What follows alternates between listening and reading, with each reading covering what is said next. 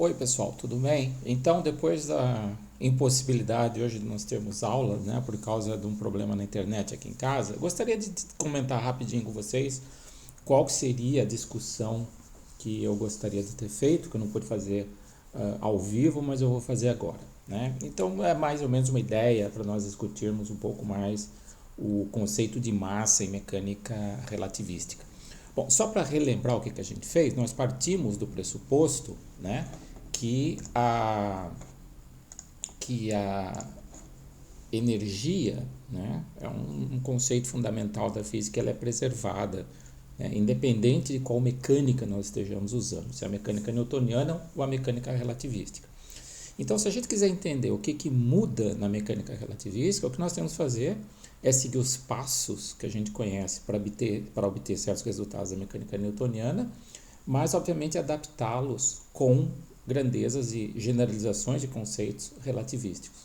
Então, a gente sabe que, por exemplo, a energia cinética ela é igual à variação, né, a variação da energia cinética é igual ao trabalho que é feito sobre um corpo por uma força, né, e desprezando, obviamente, a existência de forças dissipativas como atrito, que aí existe uma conversão de energia na forma de calor, mas esse resultado, essa equação 6.34 que vocês estão vendo, ela é totalmente geral, ela é independente se a força é conservativa ou não, por exemplo, uma força, um potencial, né, físico, potencial gravitacional, um potencial eletrostático, não importa, essa força pode ser qualquer força, desde que não seja conservativa.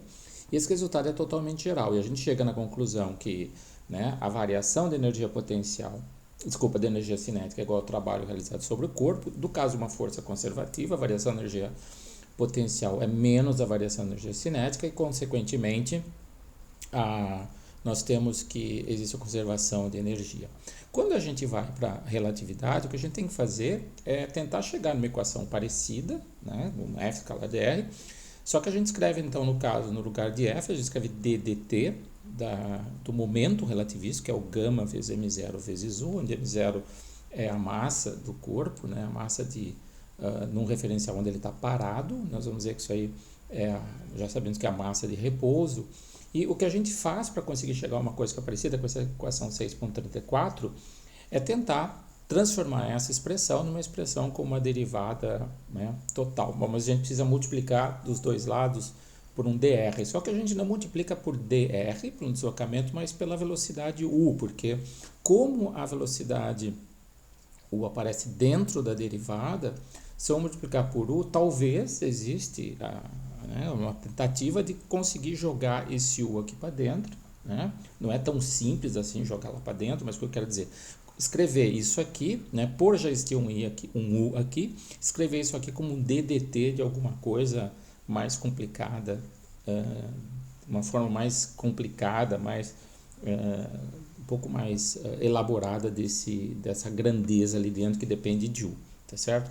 Bom, o que eu tinha feito já na aula, discutido com vocês, é que se a gente faz um pouco de álgebra, né, são esses passos mostrados nessas equações, a gente consegue mostrar, né, que aquela expressão lá, que eu comecei u escalar f, ela nada mais é que a derivada total no tempo desta grandeza, né? E, portanto, se agora, digamos assim, eu integro em dt dos dois lados, né, eu fico desse lado aqui justamente com f escalar u dt, que é igual a f escalar dr. Então, isso significa que aquele resultado que nós tínhamos da mecânica newtoniana, né, é que o trabalho realizado sobre um corpo é igual a variação, né, num curto espaço infinitesimal dr, é igual a variação da energia cinética desse corpo. Quando a gente vai para a relatividade restrita de Einstein, a gente tem uma coisa semelhante, só que nós temos que o trabalho ele é igual à variação dessa grandeza aqui, que não é energia cinética, porque ela não é zero quando a velocidade do corpo é igual a zero. Se você botar u igual a zero, você vê que sobra um termo, né? Então, essa expressão é a generalização desse resultado que nós temos da mecânica newtoniana, certo? E, portanto, essa grandeza aqui, que não, de novo, não é energia cinética do corpo, é chamada de energia total do corpo, tá certo?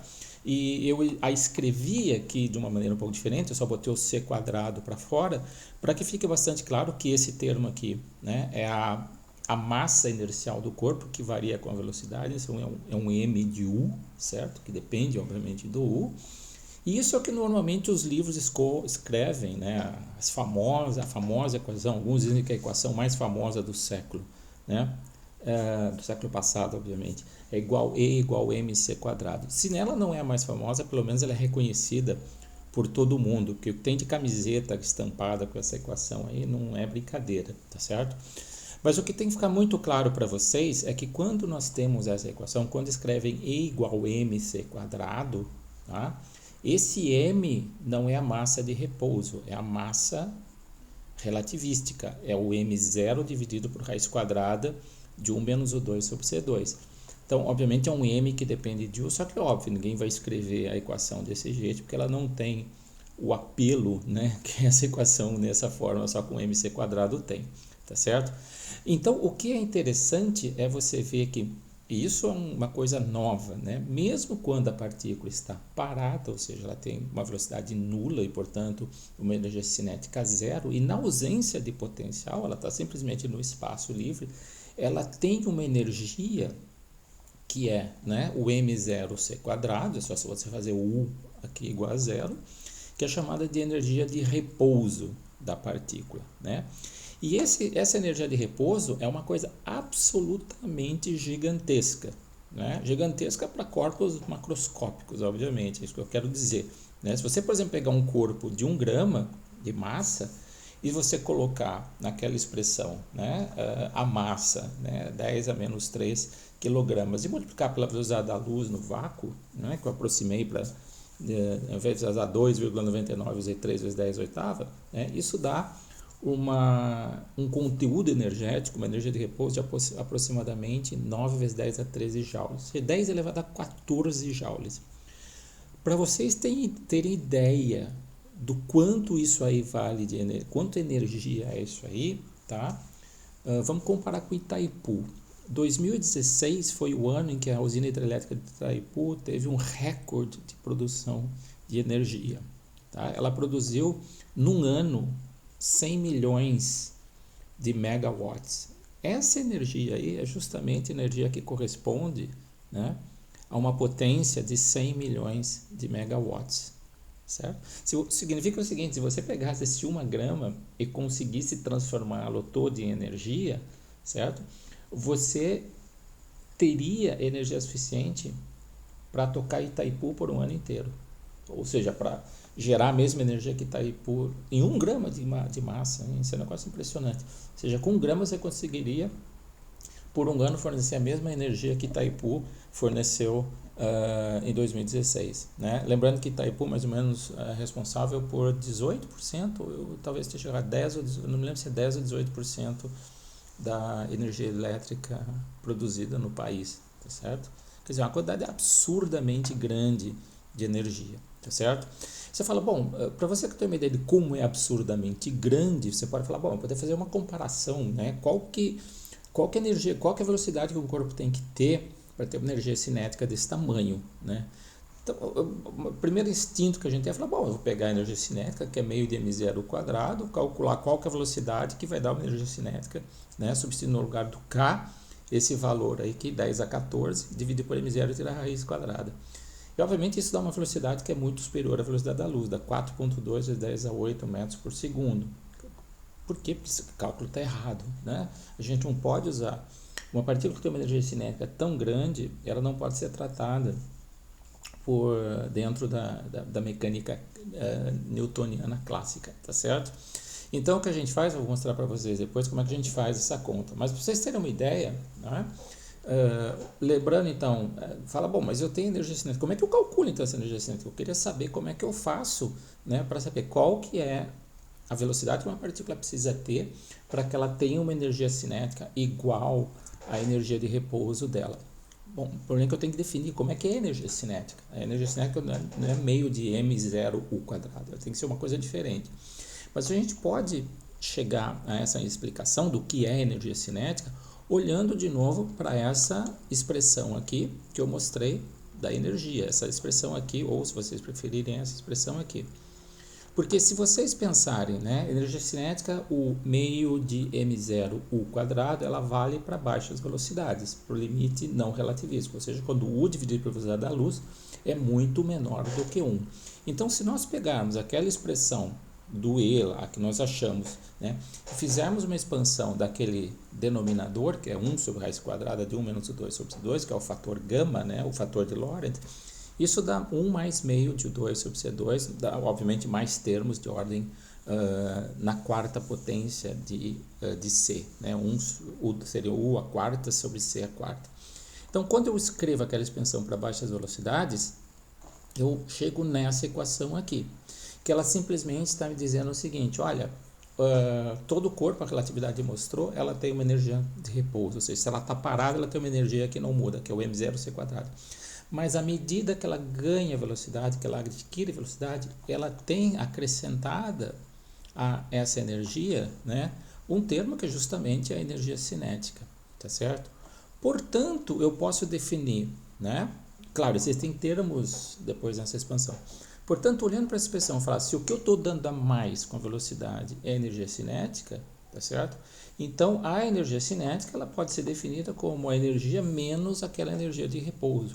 Então, a definição correta de energia cinética, né, quando vocês quiserem fazer a conta, né, levando em conta a relatividade e tudo mais, vocês simplesmente definem K como sendo E menos m0c². Porque é o que, justamente vocês veem o clássico, que o K é o que está sendo adicionado com a velocidade, né? Então, eu falo, bom, nada mais justo que eu definir o K como, se eu acrescento m0c² ao K para dar energia, se eu pegar a energia e tirar o m0c², eu obtenho o K, que é a energia cinética. Então, a definição da energia cinética correta é essa definição aqui, ó, E menos m0c², que obviamente eu posso colocar m0c² em evidência, e fica 1 sobre raiz quadrada de 1 menos u2 sobre c2 menos 1, ou seja, de uma maneira um pouco mais resumida, né, é m0c² gama u menos 1, tá certo? E ela tem, obviamente, a condição essencial que quando a velocidade do corpo é zero, gama é 1 e, portanto, a energia cinética é zero, tá certo? Então, essa expressão aqui é a expressão correta da energia cinética. Ah, mas por que eu uso isso aqui? É porque, eu vou dar um exemplo para vocês, porque na verdade, quando você está a baixas velocidades, é só isso que importa, porque todo corpo que está, vamos pensar numa situação física em que um corpo está interagindo com outros corpos a baixas velocidades, colisões e tudo mais, né? Isso aqui não muda. Então, o m0c² ele se mantém constante, numa situação clássica newtoniana, em todas as interações com o corpo, das quais o corpo participa. Se ele está, de repente, colidindo, esse m0c² não muda. Então, a gente simplesmente tira ele fora da equação. É como quando você está em Caxias, vamos dizer, né? Não sei qual que é a altitude de Caxias, eu não sei, vamos botar 1.000 metros, 1.100 metros, mas vamos botar assim 1.000 metros. Se você está em Caxias, tudo está a 1.000 metros. Então, qualquer coisa que você queira fazer, qualquer conta que você queira fazer usando energia potencial, você não precisa levar em conta a energia do nível do solo, que é 1.000 metros, né? Tudo é medido em relação ao zero de energia. O que simplesmente acontece é que, na mecânica clássica, a gente sempre vai ter dos dois lados da equação, né, envolvendo energia, um m0c² que pode ser simplesmente cancelado, tá certo? Mas voltando aqui para vocês terem uma ideia, né, de qual seria a velocidade, essa foi minha questão original, né, que dá essa energia, qual velocidade que a partícula tem que ter para que ela tenha uma energia cinética igual à massa de repouso dela, basta eu pegar aquela energia que era a massa de repouso e falar, bom, eu quero uma energia cinética exatamente igual à massa de repouso e substituir nessa equação aqui. Quando eu substituo, né, eu simplesmente passo as coisas para lá dividindo e isolo esse U aqui, eu chego que, na verdade, eu preciso ter uma velocidade que é 86% da velocidade da luz, tá certo? Isso corresponde a uma velocidade de aproximadamente 260 mil km por segundo, tá certo? E claro, esse resultado é independente da massa de repouso, né? Porque quando você faz a conta, né? Se você olhar para essa conta aqui e prestar um pouco de atenção, né? Eu estou botando K igual a M0C² vezes raiz quadrada disso aqui, vezes esse termo aqui, perdão. Né? Então, se eu quero que o K seja M0C², eu falo, não, eu quero uma energia cinética que seja exatamente igual à energia de repouso. Se eu botar M0C² desse lado, esse M0C² cancela com esse M0C², por isso que dá 1 aqui, tá certo? E sobra esse termo. Então, independente da massa, todo corpo que tiver uma velocidade de 86% da velocidade da luz, ele vai ter uma energia cinética que é exatamente igual à energia de repouso dele, tá certo? Aí você pode até falar, bom, eu queria então que a energia cinética fosse N vezes maior que a energia de repouso. Bom, se você resolver por uma energia cinética que é N vezes maior que a energia de repouso, você cai nessa equação e quando você chegar aqui, você acha que o U é dado por esse fator aqui. E daí você vê, tá certo, que uma partícula, né, para ela ter uma velocidade igual à velocidade da luz, tá certo? Fala, eu quero então que a partícula, qual que vai ser a energia cinética quando ela tiver uma velocidade igual à velocidade da luz? Bom, para que ela tenha uma U igual a C, né, obviamente isso aqui tem que ser igual a 1, consequentemente N tem que ser igual a infinito, né? Mas infinito significa dar uma energia infinita para a partícula. Então você nunca vai conseguir fazer com uma partícula que tem uma massa de repouso diferente de zero ter a velocidade da luz, porque ela necessitaria para isso de uma energia infinita, tá certo? Inclusive, isso explica muitas vezes porque, na maioria das situações, quando nós estamos falando de física de partículas, tá? Por caso de elétrons ou outras partículas subatômicas ou partículas elementares, você sempre define massa em termos de energia, né? Porque, na verdade, o que existe, a relação que existe entre a massa de repouso e a energia é um fator de C². Então, é muito comum, né, vocês provavelmente sabem disso, já devem ter visto isso em outros cursos, por exemplo, quando diz, qual que é a massa do elétron? A massa do elétron é meio mega elétron volt, tá certo? Por que é meio mega elétron volt? Bom, porque se você dividir isso por C², você vai ter a massa em quilogramas, basicamente é isso. Então, costuma-se, né, simplesmente usar como medida de massa o valor da energia da massa de repouso. Porque a energia da massa de repouso ela é invariante, né? O M0 é sempre M0. O C² é sempre C². Então, se você, ao invés de falar de massa, fala de energia, tá certo? E a pergunta é a seguinte, bom, tudo bem, você mostrou então que aquela energia é uma energia, né, que é uma energia, basicamente o E é a energia cinética mais energia de repouso. E quando eu tenho uma energia potencial? Bom, quando você tem uma energia potencial, você simplesmente acrescenta energia potencial ao sistema, ou seja, você fica com essa expressão aqui. Então, essa expressão aqui, tá certo? Nada mais é do que a energia de um corpo que tem uma velocidade U num potencial U maiúsculo, tá certo? U pequeno é a velocidade, U maiúsculo eu estou chamando o potencial no qual ao qual a partícula está submetida, tá certo? Bom, agora o ponto é o seguinte, fala, tá, você está mostrando que existe um K, existe um U, existe uma massa de repouso, né? Uma energia de repouso. Sim, mas quando a gente está fazendo mecânica, a gente quer, né? Por exemplo, dada a energia cinética e a energia potencial, a gente quer fazer uma formulação hamiltoniana da mecânica, né? Ou uma formulação lagrangiana, tá certo? Ou eu quero um T mais U, um K mais U hamiltoniano, um K menos U, uma lagrangiana, tá certo?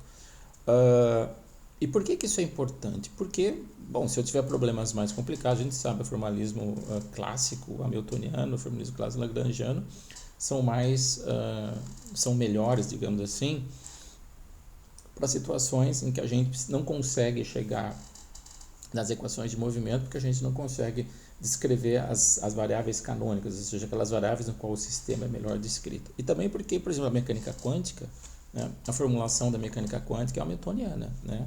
Você tem que, quando você vai escrever a equação de Schrödinger, você precisa de uma hamiltoniana do sistema, né? Teoria de campos usa muito a formulação lagrangiana, não tanto a formulação hamiltoniana, mas por isso é importante a gente saber, né, como é que agora, numa situação dessa, eu escrevo a hamiltoniana quando eu tenho uma situação relativística. Bom, como é que eu faço isso? O ponto é o seguinte, quando eu tenho uma formulação não relativística, o que é o hamiltoniano? O hamiltoniano nada mais é que a soma da energia cinética, né, mais o potencial. Só que, obviamente, a hamiltoniana ela é função do momentum P e da coordenada canônica, das coordenadas canônicas P e Q, ou de Q pode ser um ângulo, pode ser um x, y, z, um r, não importa, tá certo? Mas o h sempre é p quadrado sobre 2m mais u, tá certo? Onde daí a partir dessa equação eu tenho as equações que eu tenho que, não as equações de movimento, seja as equações que eu vou ter que resolver para chegar na trajetória da partícula, que é a derivada parcial de h com q é menos dp dt, e dh dp é dp, desculpa, aqui é o contrário, tá? Eu errei aqui, não é p, tá certo? Aqui é q, tá? Eu vou corrigir minhas notas depois. Bom, o ponto todo é o seguinte, bom, o que eu tenho que fazer então, eu preciso conseguir escrever a energia hamiltoniana, né, em termos do P quadrado sobre 2m, tá certo? E o que eu mostrei para vocês aqui, tá? Eu não estou escrevendo isso aqui em termos do P quadrado sobre 2m, então eu tenho que achar uma maneira de representar isso tudo, né, em termos de momentum e potencial. Claramente vai ter uma posição envolvida, o U maiúsculo vai ser uma função da posição, né? Mas como é que eu escrevo isso aqui, o resto, né, em função do momentum? Ou seja, como é que eu chego num P2 sobre 2m? Não vai ser P2 sobre 2m, obviamente, porque a gente sabe que P2 sobre 2m é a forma newtoniana do momento, né, da energia cinética, tá certo? Então, o que a gente precisa fazer para conseguir chegar no hamiltoniano relativístico é conseguir pegar aquela expressão aqui de novo, 6,54, e de alguma maneira introduzir momento aí, um P, tá certo? Como é que eu faço isso? Bom, a ideia é bastante simples. O que a gente pode fazer, tá? Existem várias maneiras de fazer isso aí, tá certo? Uma das maneiras que existe de fazer isso aí, tá? Que eu vou mostrar para vocês, então o motivo pelo qual eu vou fazer isso é o seguinte: eu vou pensar no seguinte, vou imaginar, falar, olha, o que eu sei é que a energia da partícula, né, eu mostrei lá atrás, que é a energia de qualquer partícula de massa de repouso m0 é k mais m0c quadrado. Bom, se eu mudar para um referencial que tem uma velocidade v em relação a esse referencial onde a energia tem esse valor, né, essa energia vai ser um k' mais m0c quadrado. Por quê? Porque a velocidade muda de acordo com o referencial. Então, uma partícula que tem uma velocidade u no referencial, ela vai ter uma velocidade u' no outro referencial. Portanto, as energias cinéticas serão diferentes, mas a energia de repouso não muda, porque ela é uma invariante, ela é uma constante, certo? Bom, então o que a gente faz? Vamos tentar escrever, né? Já que eu tenho essas relações aqui, eu tenho essa definição de momento no sistema U, no sistema I, né, sem linha. Então, Px vai ser, por definição, uma partícula com velocidade U, né?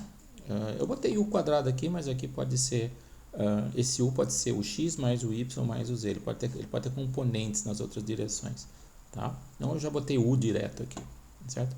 Então, uma partícula que tem momento P, essa é a definição de momento na direção, obviamente, x, né, do sistema. Se ela tiver para y, vai ter a mesma coisa, só que vai ser o y, e se tiver um momento na direção z, vai ser o z, tá certo? O que eu quero fazer, então, para tentar ver como é que essas coisas mudam, como é que eu relaciono, né, momento e energia, eu vou fazer o seguinte: já que eu sei como a energia tem que mudar, e portanto a energia cinética tem que mudar, falar, bom, vamos ver como é que o momento muda. Daí, quem sabe eu consigo identificar nessa transformação alguma coisa disso aqui e achar uma relação entre P e E, tá certo? Como é que eu faço isso? Bom, eu falo, bom, eu posso então escrever esse momentum como função das velocidades, certo? Seria a transformação. Como é que eu escrevo Px como função do Px', né? Como é que os momentos se relacionam nos diferentes referenciais? Bom, o que eu faço? Eu tenho que substituir no lugar de Ux a transformação de Lorentz para velocidades, tá certo? Então, quando eu faço isso, né, quando eu substituo, faço a transformação de velocidades, né, por Lorentz, né, o UX ele vai ser dado por esse termo aqui. Tá? Aliás, isso aqui só dá conta, é álgebra, não tem nada de assim, segredo, um truque especial. Né? Talvez vocês não vão conseguir entender o passo, porque é simplesmente ficar rearranjando, fazendo um pouco de conta algébrica, tá? Mas a passagem que eu estou fazendo daqui para cá é super simples. O que eu estou fazendo? No lugar de x, eu estou colocando como é que o x depende da velocidade medida no referencial linha. E essa é a transformação de Lorentz para velocidades que a gente conhece. Tá? O único ponto que é um pouco mais chato é que aqui tem um u também. Então você tem que, no lugar desse u, né, substituir também de novo a expressão para transformação de Lorentz para velocidade. Tá? Quando você substitui isso aqui, dá um termo, né, denominador, daí você acha o mínimo, faz as contas, passa para cima, divide, subtrai, tem que subtrair, e você consegue, tá, escrever isso da seguinte maneira. Você consegue tirar um termo que é isso aqui e sobra esse termo aqui que, né, interessante, é interessante, esse cara aqui, ó, cancela com esse aqui, tá? E sobra basicamente um UX' mais V, sobra um M0 sobre 1 menos V2 sobre C2 e sobra um termo 1 menos U' ao quadrado sobre C2. Então, o que eu fiz aqui, tá certo? Ao fazer essa conta, eu simplesmente peguei, tá? E substituí, rearranjei os termos, tá certo? Tirei coisa de evidência, passei multiplicando, dividindo, e eu consigo chegar, tá certo? Nessa expressão aqui. Por quê? Porque se vocês olharem, depois de ter feito um pouco de álgebra, isso aqui nada mais é que a definição de momento no referencial linha. Porque olha, qual a definição de momento no referencial sem linha? É a massa relativística vezes a velocidade, tá certo? Aqui também vai ser a massa relativística nesse referencial, portanto a velocidade linha vezes a velocidade. Então isso aqui é o px linha, tá?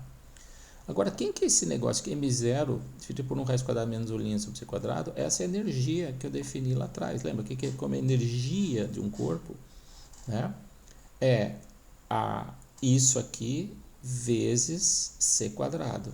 Tá? Voltando aqui, ó, de novo, ó, vou só mostrar que equação que eu estou usando. Estou usando essa equação aqui, ó. Opa, voltando bem lá para trás, tá?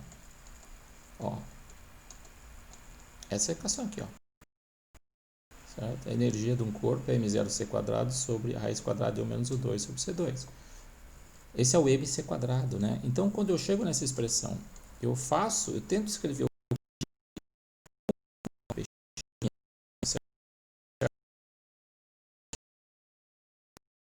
então multiplicar isso aqui por quadrado e dividir por c quadrado, fica energia dividido por c quadrado vezes v. Então, eu fico com essa expressão aqui. Se vocês tiverem paciência e fizerem a mesma conta para o PY e para o PY', tá? Vocês vão ver que o PY não muda, o PZ não muda e o E muda dessa maneira. E isso é muito interessante, porque vocês notem, tá? Quando os dois referenciais se deslocam na direção relativa, na direção do eixo x, tá certo? Eles têm a transformação de momentum para o x é isso aqui, para o y e z é isso aqui e para o e é isso aqui. Se você olhar com cuidado, você vai ver que isso aqui, né, é idêntica à transformação de Lorentz para o x. Com a diferença que aqui aparece x' e aqui aparece t'. Né? E o e é a transformação que a gente tem lá pro t, né? Então, na verdade, e sobre c quadrado, desculpa. Então, o e sobre c quadrado, tá? O e vai ser isso aqui, o e sobre c quadrado é exatamente a transformação, é idêntica à transformação da variável t, segundo Lorentz. Significa isso que essa grandeza aqui, que é o px, py, pz, e a energia sobre c quadrado, a energia total do corpo sobre c quadrado, tá certo? Não estamos falando potencial, só energia total, sem energia potencial, certo? Isso aqui se transforma exatamente da mesma maneira que o X e o T se transformam pelas transformações de Lorentz. Portanto, se isso aqui, que é o intervalo, né, pelas transformações, lembra que as transformações de Lorentz, ela mantém intervalos, tudo que se transforma segundo as transformações de Lorentz mantém essa relação, né, com uma constante, o intervalo é constante. Portanto, se isso aqui se transforma como Lorentz se transforma, né, isso aqui que faz o papel disso aqui e esses caras que fazem o papel disso também tem que se manter constante. Então você chega à conclusão que e quadrado sobre c quadrado menos p quadrado, né? Se você botar depois do outro, você vai ver que isso é igual, vai ser igual a m0 quadrado c quadrado, tá certo? E olha que interessante, tá? Por que eu fiz a conta desse jeito? Existem outras maneiras de chegar nesse resultado. Por causa do seguinte, porque isso aqui, nós vamos discutir isso com mais calma, porque é importante, é um negócio que a gente chama de um quadrivetor. Tá? O que é um quadrivetor? Quadrivetor é uma coisa relativamente simples de entender, certo? Porque é o seguinte, a gente geralmente pensa em vetor, né, no espaço tridimensional. Só que o que a mecânica relativística nos mostra é que o espaço é intrinsecamente quadridimensional. Então, a todo vetor, né, que tem na sua definição alguma coisa envolvendo o tempo, tipo velocidade e tudo mais, ele tem uma quarta componente, certo? E essa quarta componente, como você tem um vetor de 4 componentes, certo? Esse vetor ele passa a ser chamado de quadrivetor. É um vetor no espaço relativístico, no espaço-tempo, certo? E basicamente o vetor no espaço-tempo para a posição de uma partícula é ct, uma primeira componente, x, y, z, as outras duas componentes. Ou seja, toda partícula que tem uma posição x, y, z, ela tem também no tempo uma posição no tempo, né? Aquilo ocorre num certo tempo.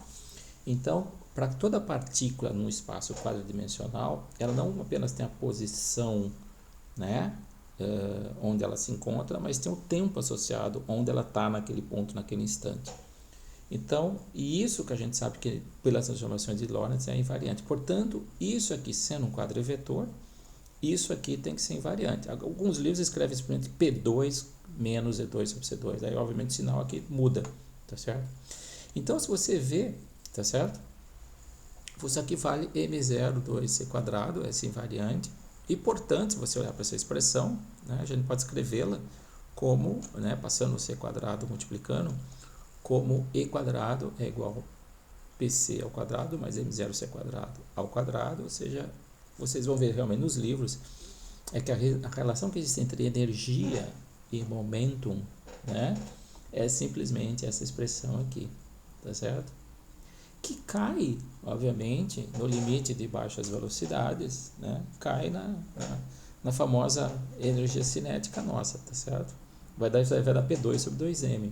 Tá certo? Mas, no caso mais geral possível, não é o caso melhor, a física é isso, né? Que a gente realmente não usa isso de novo, porque a gente, né, as energias de repouso não mudam, a gente simplesmente desconta, a velocidade é baixa, então isso se torna simplesmente P2 sobre 2m. Tá? É só fazer uma continha, você consegue mostrar isso aí. Mas o que é muito importante nessa relação é que você consegue associar um momentum, né, a partículas que não têm massa de repouso, como o fóton, por exemplo. Se você pensar na fórmula clássica de energia, que é P2 sobre 2m, que entra lá no Hamiltoniano, tá certo? Esse P2 sobre 2m, se a massa de repouso é zero, você precisa de uma energia infinita, né? Porque P2 sobre... Como é que você vai calcular P2 sobre 2m se o m tende a zero? Essa expressão não. Essa expressão ela te diz exatamente, olha, uma partícula que tem massa de repouso zero, ela tem uma energia que é dada por P vezes C. E é justamente esse P vezes C que você consegue usar lá, falar, bom, já que a energia do fóton é hν, né, você consegue mostrar então que o momento do fóton, né, se você simplesmente fazer uma continha, você mostra a partir dessa expressão como E é igual a hν, tem que ser P vezes C, que vem dessa expressão, e o fóton é intrinsecamente o cara relativístico na física, tá certo? Isso aqui vira H cortado K, onde K é o número de onda. É por isso que tem o momento, né, H cortado com a K quadrado, como você associa toda a partícula material na mecânica quântica, uma onda, né, você tem H cortado com H, a energia vai ser, né, por causa de uma partícula de massa, você põe lá H cortado K quadrado sobre 2m, tá certo? Vem justamente dessa relação aqui, tá? Agora, o que eu quero dizer para vocês é que essa relação aqui é muito, muito importante, tá? E às vezes é difícil a gente memorizá-la. A gente sempre fica, opa, tá faltando um quadrado, alguma coisa. Então existe um triângulo, né? Porque isso aqui é um Pitágoras, né? Então a gente pode escrever, né, isso aqui como uma hipotenusa, isso aqui como dois catetos, tá certo? Que é exatamente o que eu estou fazendo nessa figura aqui, ó. Se eu pegar aquela expressão, falar, olha, isso aqui é um cateto, né? Olha aqui, ó. Deixa eu diminuir só um pouquinho a imagem. Ele está no só, deixa eu tentar fazer para conseguir botar as duas equações juntos. Isso aqui, ó, talvez vocês conseguem ver melhor. Tá. Então aqui, ó, se você vê que isso aqui é o cateto, tá certo? Esse aqui é o outro cateto. E a soma dos quadrados dos catetos é a hipotenusa, que é o E, tá certo? O E a gente sabe que, pela definição lá, né, a gente mostrou a mc quadrado, tá certo? O mc quadrado é sempre a soma da energia de repouso mais energia cinética, então eu posso escrever isso aqui como K, né, mais a energia de repouso ao quadrado, tá certo? E esse triângulo aqui ajuda a gente a lembrar qual que é exatamente a relação, né, entre essas coisas todas, tá certo? E aqui vocês veem que, obviamente, quando eu rebato isso aqui, né, eu faço um círculo de raio m0c quadrado, a energia, isso aqui tem que ser energia cinética, porque a gente sabe que a energia cinética mais m0c quadrado tem que ser energia total, que é justamente o que esse arco aqui tá me mostrando, tá? Dá para mostrar também, né, que o θ, esse ângulo θ, são dois ângulos, né? O θ, ele é a raiz, na verdade v dividido por c, né? Ou seja, ele é o beta, nosso termo lá, e o seno do φ, né? Então o seno de θ é o beta, o seno do φ é 1 sobre gama, tá? Que está escrito aqui do lado, tá certo? Então a gente chega, se você quiser escrever uma Hamiltoniana, que é uma Hamiltoniana que é condizente com a teoria da relatividade, né, a gente tem esse termo aqui, P2 sobre C2 mais M0C quadrado, e você simplesmente acrescenta isso, a energia potencial, tá certo? Eu vou dar uma paradinha aqui para vocês darem uma descansada e depois eu continuo discutindo a questão da massa e energia cinética equivalentes, que isso é uma discussão muito interessante, porque existe muita confusão a esse respeito, tá certo? Bom, deixa eu explicar para vocês agora a questão da equivalência massa e energia, tá? Porque isso é uma coisa muito discutida, muitas vezes discutida de maneira errada, né? Mas existe essa crença, eu consigo pegar um grama, converter em 10 a 14 joules, então tenho uma fonte infinita de energia. Sim e não, certo? Sim, porque teoricamente isso é possível, mas não, porque experimentalmente nunca conseguimos fazer esse negócio funcionar até hoje, por causa do seguinte, tá? Sim, a energia de um corpo total, ela contribui para a massa de um corpo.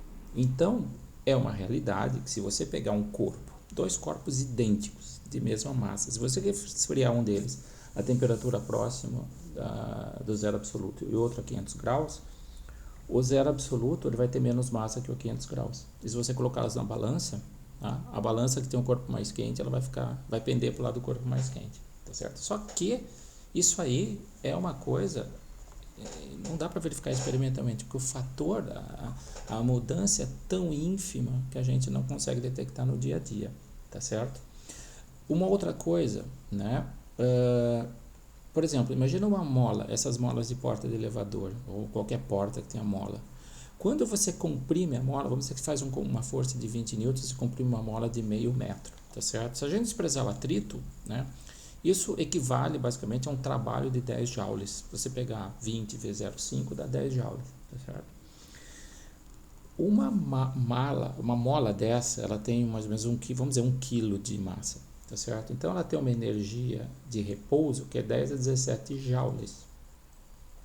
Quando você comprime a mola, certo? E faz um trabalho sobre ela de 10 joules, tá certo? Você aumenta a energia dela por um fator, né? A relação entre a energia dada e a energia de repouso é 10 a menos 16. Ou seja, ela adquire uma massa, ela fica mais massiva, mas por um fator que é simplesmente igual a esse número aqui. Isso significa, tá? Isso é um fato, tá? Não é ficção científica. Isso significa que uma mola comprimida, se você pegar a mesma mola exatamente idêntica, comprimir uma, deixar a outra sem ficar comprimida, tá certo? Se você aplicar a mesma força nas duas, a mola comprimida vai ter uma aceleração menor, porque ela tem uma massa maior, tá certo? Só que, obviamente, a gente não vê isso no dia a dia. A diferença da variação de massa de corpos macroscópicos pelo aumento do conteúdo energético delas é tão pequena que você simplesmente despreza. Eu dei um pouco ali um exemplo anterior para vocês lerem, né, de uma bala que é disparada de um fuzil, né? Ele está um pouco aqui acima, eu discuto esse exemplo, tá certo? Essa bala disparada do fuzil, né, a média de 1000 metros por segundo, tá certo? Se ela tiver 10 gramas, ela vai ter uma energia, né, de repouso que é da ordem de 9 vezes 10 a 14 e a energia cinética dela é 5 vezes 10 a terceira, tá certo? Então você vê que a energia de repouso dela é 10 a 11 vezes maior, basicamente 200 bilhões de vezes maior que a energia cinética, tá certo? Então, agora, você sabe, se você botar a mão na frente de uma bala a 1000 metros por segundo, destrói sua mão, obviamente, né? Mas se você estiver voando na mesma velocidade dessa bala, você pode pegar essa bala, né, voando. No voo, você pega a bala na mão sem que nada aconteça com você, tá certo? Embora as duas tenham a mesma energia de repouso. Então, você vê que a energia de repouso, ela não tem papel nenhum, né? Porque o que conta é a energia cinética. A energia de repouso, ela é igual, vamos dizer, se você está parado em relação à bala, né, ela tem energia de repouso, mas nada de energia cinética. Se a bala está passando por você, ela tem energia de repouso mais uma energia cinética, que é esse número aqui embaixo, tá certo? Então, nas duas situações, a energia de repouso não muda. Então, você simplesmente cancela dos dois lados da equação e não precisa se preocupar com ela. Tá? Isso porque nesse cálculo aqui e no cálculo aqui que eu fiz aqui um pouco mais abaixo, né, da energia da mola, a relação entre a energia cinética ou a variação de massa, se você quiser, com a energia de repouso não é nem experimentalmente verificável, é tão pequena que é. Tá certo? Porém, o que acontece em escala atômica, as coisas são diferentes. Porque as energias em escala atômica, proporcionalmente à massa de repouso, elas podem ser muito grandes, tá certo? Então, quando você vai do macroscópico para o microscópico, tá? E daí você começa a perceber um pouco mais os efeitos da variação de massa dos corpos, tá certo? Então, eu falei, bom, vamos passar do processos, né, macroscópicos para escala atômica, reação química, né, e depois a escala subatômica, reação nuclear. Bom, o que é a reação química? A reação química nada mais é que rearranjo de orbital, tá certo? E você tem, dependendo da reação química, um processo exotérmico, ou seja, ela perde energia na forma de calor, tá certo? Ou processos endotérmicos, em que você tem que fornecer calor para a reação ocorrer, para você ter um novo composto, para você ter um rearranjo de orbitais, né? No caso da química, tá, das reações químicas, certo? A variação de massa devido ao processo exotérmico, perda de massa por energia na forma de calor, o ganho de massa de energia na forma de calor, a variação de massa é da ordem de 10 a menos 8, ou seja, né, 10 a menos 6%, vamos dizer assim, da massa inicial. Portanto, nas reações químicas, sejam elas exotérmicas ou endotérmicas, tá certo? A variação de massa dos reagentes antes e depois, tá, é praticamente 10 a menos 8. Tá? Da massa relativa, não estou falando de 10 a menos 8 gramas, não. Se você pegar a massa do reagente, né, se você pegar um átomo, né, que com um NaCl que se combinam lá, né, através da reação química, né, em que o Na e o Cl se combinam, a variação de massa nesse processo é de 10 a menos 8 da massa do sistema NaCl juntos. Certo? É isso que eu estou dizendo. Então, na química, na reação na química, como nós a conhecemos, você despreza relatividade. Você não precisa se preocupar com relatividade. E você não precisa se preocupar com essa questão da relação da criação, da transformação de massa em energia e vice-versa. Tá? Já em reação nuclear, tá, você tem uma variação de massa que é da ordem de 0,1 a 0,5%. Tá certo? Mas falar, isso não é muito. Parece que não é muito, mas isso corresponde a uma 0,1 a 0,5%, tá? É da ordem de 1 milésimo de variação de massa. Né? E 1 milésimo da variação de massa transformar em energia cinética é uma coisa muito grande. Fala, mas 1 milésimo não é nada. Bom, pensa naquela bala que a gente falou, né? Aquela bala que a gente falou, ela tinha uma energia cinética que era da ordem de 10 a 14, se eu não me engano. Deixa eu voltar aqui o número, que eu não me lembro exatamente agora de cabeça, na conta que nós fizemos. Energia cinética, isso, quase 10 a 15, desculpa, 10 a quarta, né? Isso é o valor da energia cinética aqui da bala, né? E a energia de repouso dela é 10 a 15, certo? Então, bom, arredondando isso para 10 a 15. Então, se a gente olhar para a energia de repouso, tá, e falar, bom, milésimo é muito, eu falo, bom, pega a energia de repouso. Se a energia de repouso é, né, 10 a 15, o milésimo é 10 a 12. Então, se 1 milésimo da massa daquela bala virasse energia cinética, você teria uma energia cinética de 10 a 12 joules, que é 200 milhões de vezes maior que a energia quando você dá um tiro com uma bala de fuzil. Tá certo? Então, a gente tem que ver que essa razão 1 milésimo, né, não parece nada, mas é muito para um corpo, porque uma transformação de 1 milésimo da sua energia, da sua massa em energia cinética, corresponde a uma energia cinética muito grande, tá certo? E isso é o que eles chamam, está relacionado ao que eles chamam de energia de ligação na física nuclear, tá? Então a ideia é muito simples, eu discuto aqui rapidamente, se vocês vão ler, vocês vão entender que potenciais atrativos têm que ter uma energia cinética, energia potencial negativa, tá? E eu mostro também que quando você tem um estado ligado de duas substâncias, tá? De dois, por exemplo, pode ser uma reação química, pode ser um átomo formando uma molécula, pode ser núcleons formando próton e nêutron formando um núcleo atômico, tá? Nessa situação, quando você tem um estado ligado, a condição para que o estado seja ligado é que a soma da energia cinética e da energia potencial sejam negativas, tá certo? Então, se você tem um conjunto de prótons e nêutrons, se a energia total deles, cinética mais potencial, né, for negativa, certo?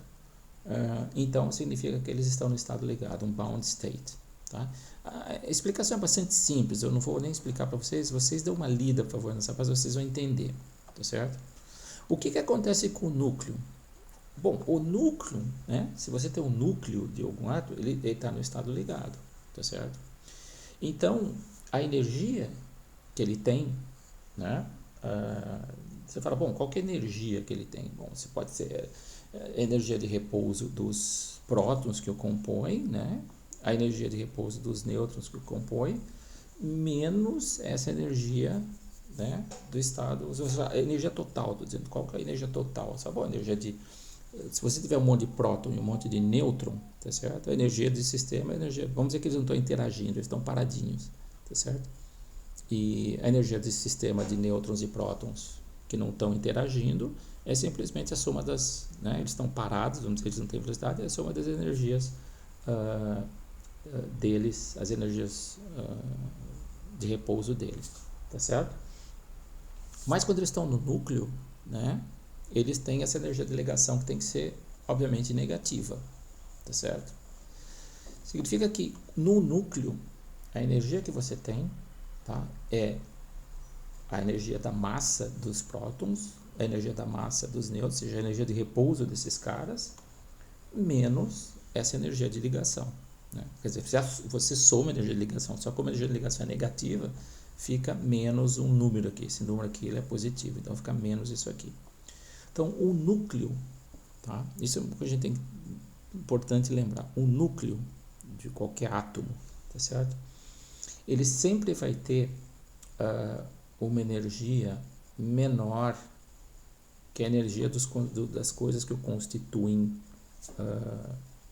individualmente. Então, se você pegar um monte de próton, um monte de nêutron, tá?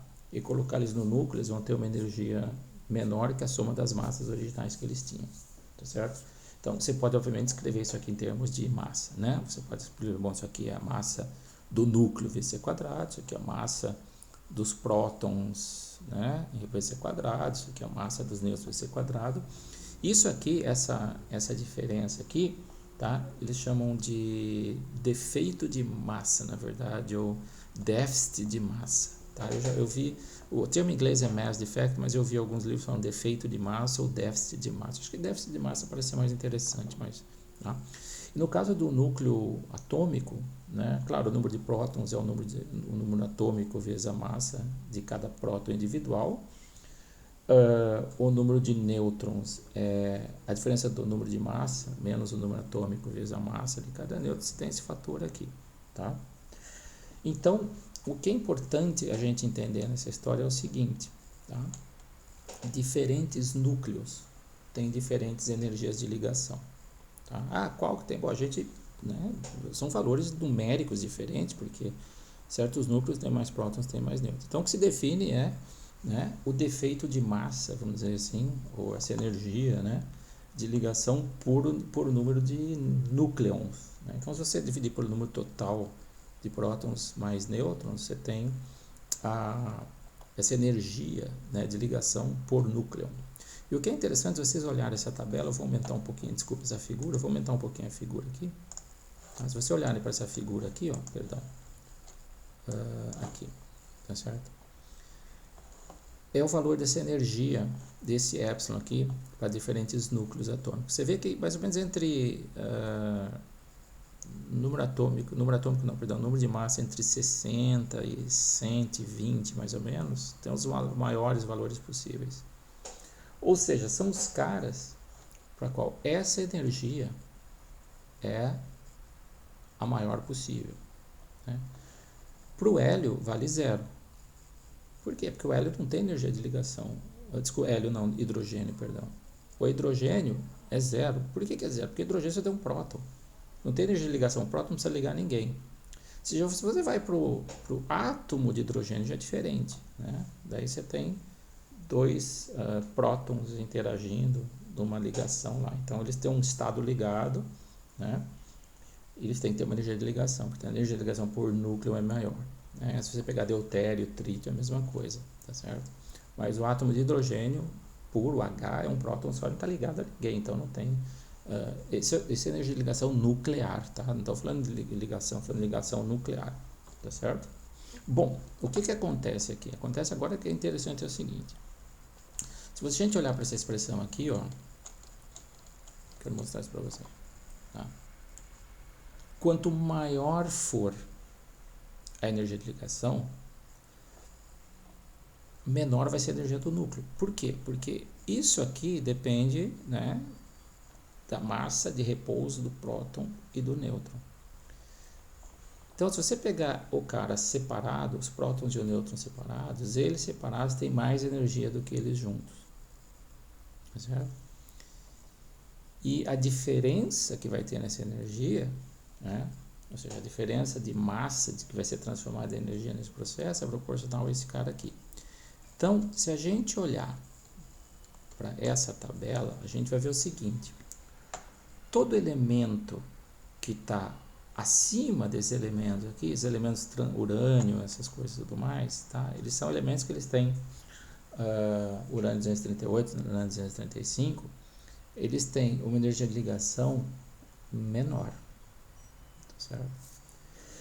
Quando eles fissionam, vamos dizer que eles se fissionam para ficar, não é assim que funciona, mas vamos dizer quando existe uma fissão nuclear, tá? Eles se fissionam em duas partes, tá? Vamos dizer que sejam da mesma massa, tá? Vai para 120 mais ou menos, tá? Na verdade eles se fissionam em um monte de coisa, mas vamos facilitar um pouco a nossa vida. Ele vai para um cara que tem uma energia, o produto dessa fissão, que são dois núcleos de número atômico 120, né? 119 na verdade, eles seriam, tá? Eles têm uma energia de ligação menor. Então, se eles têm uma energia de ligação menor, que eu digo um valor, né, negativo, né, menos 8, menos 9, menos 10, ou seja, isso aqui vai ser em módulo maior. Portanto, a energia final do produto da fissão desses caras, ela é menor, porque você tira mais aqui, certo? Ela é como isso aqui se torna um número, né? O módulo desse número é maior, então a energia de ligação vai mais para o valor negativo, mais lá para baixo. Você faz com que você tira da soma dos prótons e nêutrons iniciais um fator de energia maior. Esse fator maior que você tira, por que é fator maior? Porque aqui, porque aqui você está de um valor médio que é em torno de 7,5, você vai para alguma coisa que é em torno de quase 8,5, né? Então, significa que daqui de todo esse lado até esse ponto aqui, a fissão te leva a núcleos com energia de ligação mais negativas, mais lá para baixo, portanto, a energias nucleares menores. Você começa com uma energia nuclear maior, você cai numa energia nuclear, portanto, em dois corpos cuja massa final, que é dado por essa expressão aqui, cuja massa final vai ser menor, porque está sendo subtraída das massas dos prótons e nêutrons iniciais que estavam no urânio. Portanto, a fissão gera massa, gera energia a partir da massa. Então, todo mundo que está aqui, você obtém energia fazendo a fissão dele. Aqui já é o contrário. Se você pegar elementos aqui no comecinho aqui, tá certo? Para você conseguir energias, transformar massa em energia, você tem que ir na direção de energias de ligação médias maiores, né? Aqui, é nesse sentido. Ou seja, de número atômico ou número de massa maior, você aumenta, transformar essa energia, fazendo com que você vá para números atômicos menores. Aqui você vai transformar massa em energia indo para números atômicos maiores. Portanto, para ir daqui para cá, para transformar massa em energia, você precisa de fissão nuclear. Para ir daqui para cá, para gerar energia, você precisa de fusão nuclear. É por isso que elementos, né, como hélio, hidrogênio, trito, deutério, se fundem em hidrogênio, que está em uma condição de massa menor pela fusão, porque você está indo na direção, você tem que sempre conseguir energias de ligação, que são energias de ligação menores, transformar massa, e daqui para cá o sentido é no sentido da fissão. Então, grandes números atômicos fissiona para conseguir energia. Pequenos números atômicos você funde para conseguir grandes níveis de energia. Tá? Era basicamente isso que eu queria falar para vocês. Eu dou aí vários exemplos numéricos. Vai ser interessante vocês lerem com calma. Se vocês tiverem qualquer dúvida quanto a isso, vocês me perguntem. Tá legal? Então, pessoal, uma boa quinta-feira e a gente vai conversando. Tá ok?